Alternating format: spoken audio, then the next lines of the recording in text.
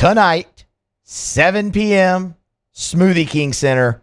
Really big game for the New Orleans Pelicans. They welcome in the Los Angeles Clippers. The final game in the regular season series between the two. The Pels just 3 games behind the Clippers for the 4 seed in the West.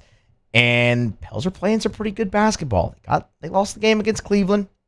But overall, when you look at their stretch, you had that 3-game sweep of the road trip. You've won 4 of your last 5. They look like they're playing good ball. Jake Madison, Locked On Pels, good enough to join us now to preview tonight's game. Jake, welcome aboard. We appreciate the time. How are you?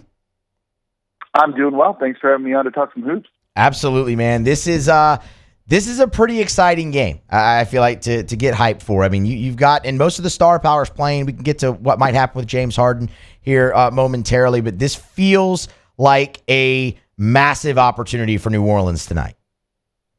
Yeah, that's because it is, right? This is the team they're chasing in the standings here. They're trying to maybe get home court advantage in the first round. They're currently in the 5th spot. The Clippers are in the 4th seed. They're 3 games behind. You know, this late in the season, these games really matter. And if you win this one, you move to 2 games back. It's not a half-game increase. It's a full-game increase. And that puts pressure on the Los Angeles Clippers. And that's not something they've particularly handled well over the past couple of years.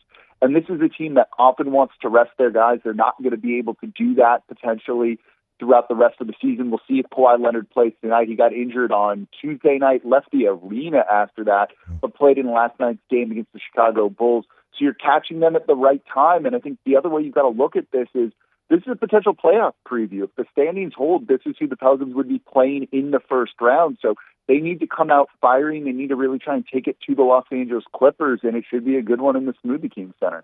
All right, before we get too deep into tonight's game, I do want to go back with you a little bit to the game against the Cavaliers. Obviously the 4 from 22 from three-point range for New Orleans really sticks out in that, but what else kind of went wrong for New Orleans in that to where they really couldn't ever get going, it felt like?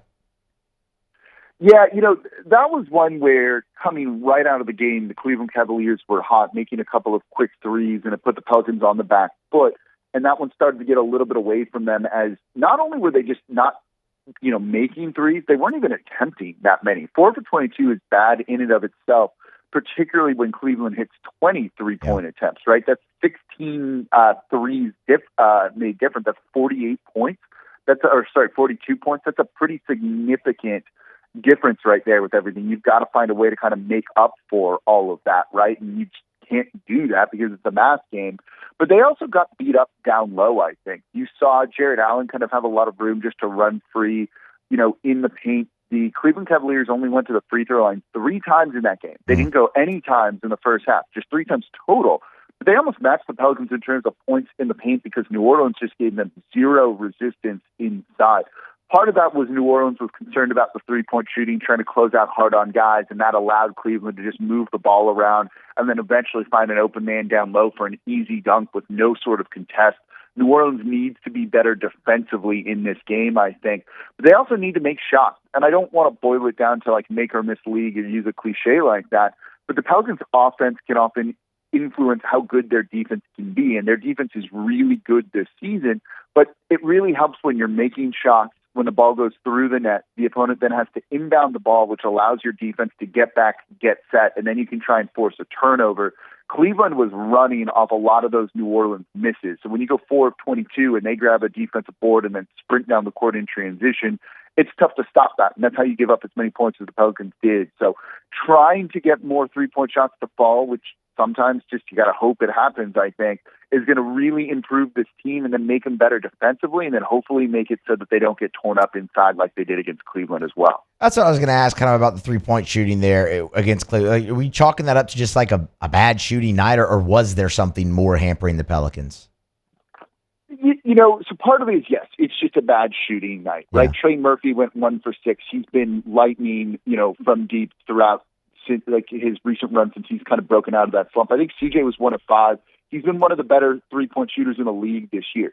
Sometimes that just happens, and I think during the regular season you don't want to overreact to that because say you're playing a team in a 4 to 7 game series, you're not going to go 4 for 22 every single night when the Pelicans are a top 5 three-point shooting team this season. It just happens. You've got to kind of realize that and then just move on to the next game and not take a knee-jerk approach. One of the questions I've seen a lot of people say is like, why didn't you put in Jordan Hawkins? Why didn't you put in Matt Ryan? Well, what they've been doing was winning. They were on a 4-game winning streak coming into that game. So I don't think you need to deviate from what's worked just based on a small sample size like this where things just aren't going your way. You trust CJ to make shots. You trust Trey Murphy to make shots. I think the biggest concern with the three-point shooting in that game against Cleveland to me was they only took 22 attempts. That's an incredibly low number. Their season average is around 30, and that's one of the lowest in the league. It's the fact that they stopped taking that and seem so rattled by it is what worries me about this team getting in their heads a little bit. I think it's one of those things where you need to trust the process over results, and they definitely didn't do that in that game, and it just took them completely out of rhythm. All right. I meant to start with the Cleveland game, but I fired myself up too much in the open there, kind of talking about the Clippers matchup. So let's move back now to tonight's game.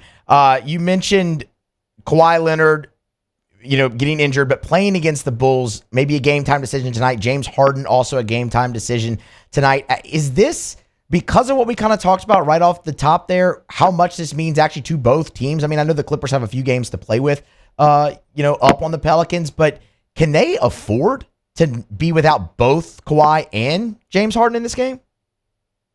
Yeah, I think they can. They can lose this game and still be fine. They're still ahead of the Pelicans in the standings. And when you look at the remaining strength of schedule, the Pelicans have a tougher one. And so I think Cleveland, the Clippers might, I don't think they're going to punt on this game, certainly, but they could if they needed to. When you look at playing back-to-backs in the NBA, the conventional strategy that most teams approach is you play your guys in the game that you think you're going to win. You don't save them for the tougher game, because if you don't play them in that first game, let's say, and you lose, and then you play them in the tougher game and still lose, you're 0-2 versus 1-1. They handled the Bulls in last night's game, so I think they might just be saying 1-1 is a good stretch here. So whatever happens in this game happens in this game. But we've also seen them not do their usual approach of load managing guys this season. That backfired on them in the playoffs the past couple of years, where they don't play it all together during the regular season, get into the postseason and lose in disappointing fashion because it looks like a bunch of strangers out there on the court. They haven't been doing that. I think Paul George and Kawhi Leonard have played in 59 of the 65 games the Clippers have played this season, which is a really strong number for them. So I think they're going to probably end up playing those guys, which that's okay. New Orleans has played the Clippers well this season. It's really, I think, going to come down to how Herb Jones handles Kawhi Leonard. Paul George, despite having a really, really good game last night, has struggled for the past month or two. And if you looked at their loss on Tuesday night, he didn't play particularly well as they blew a 15-point lead to the Minnesota Timberwolves once Kawhi Leonard left that game. If you can take Kawhi Leonard out of this game, if Herb Jones just shuts him down, which he's done before as he's one of the best defenders in the league, is Paul George capable of shouldering this load by himself and leading this team? James Harden is still James Harden, but isn't exactly the James Harden of old, and is more of a role player for this team than the star guy. It's going to be on Paul George to step up. We've seen him not necessarily do that, and I think the Pelicans can live with it if Paul George goes off, but nobody else does. They think they'll probably still be able to win this game. All right, so that's kind of how the Pelicans get it done. Then right there is Herb Jones. So if the Pelicans don't win this game tonight, what does that look like? What went wrong for them against the Clippers, who they have played well against all year? Yeah, look, the Clippers came into New Orleans earlier in the season too and kind of beat the brakes off the Pelicans when everybody was healthy. So this is a team that is deep. One of the Pelicans' strengths is their depth here. The starters have struggled a little bit this season for a variety of reasons, and it's the bench that's come in and kind of killed a lot of opponents. That's great in the regular season. That doesn't work in the postseason when teams are running shorter rotations or just the talent level is overall higher. So this is one of those games, given that the Clippers are kind of deep, they have a six-man of the year candidate in Norm Powell off the bench, where they just don't have one of their big strengths here, where you might not get out to a 10-point lead on a bench unit here. And that's, I think, going to be – this is why I think this game's so important, not just for the standings, but to see how they're going to look for the postseason here. So you want to see the starters coming out and playing well together. If they don't and they struggled against Cleveland, that's, I think, a concern long-term for how a playoff series could go against, not just the Clippers, but almost any team they would end up playing. Talking with Jake Madison, Locked On Pels. Y'all get subscribed up. He's on Twitter at NolaJake. Jake, one more for you. It's not really necessarily about the game in general. I'd love some thoughts on Zion, because he's averaging 22 points in his last 10, which is right on his season average. You've seen him be healthy for the majority of the season. What type of progression have you seen from Zion as a result of that? Yeah, look, he's playing the best basketball of the season right now. I don't want to say it's the best basketball of his career because that was certainly last season when he looked like an MVP candidate before that hamstring injury. But he's just kind of finally in form this year. You know, he basically said it the other day in his postgame press conference where he lost 2 years. He was out the entirety of 1 year and the entirety, second half of all of last season. So it's taken him some time to kind of get back into shape, get back into the flow of things. But one of the things he had mentioned, he's doing extra conditioning, extra cardio. You can see him out there just more engaged offensively and defensively too. He started to look like the guy we thought he could be coming into the league for maybe the first time in his career. Just seeing him get some of these blocks that he hasn't gotten before, a much better one-on-one defender, and given the Pelicans' identities on the defensive side of the ball, I think that's a really important to see from him. But he's just looking like a professional basketball player, which is what we wanted to see from him his whole career, taking it more seriously than he ever has. And it's leading him to play some really good basketball right now. You know, the points per game aren't sky high, but his assist numbers are up. The rebounding numbers are up as well. That's really all you can ask for him, and he's leading the Pelicans right now. Pels and Clippers tonight in the blender. It is a big one, 7 p.m. tip. Jake, we appreciate the time, helping us get ready for it, man. Thank you. Of course. Thanks for having me on. Hey, thanks so much for watching. Please leave your comments. I love to interact, and be sure to hit the red subscribe button below.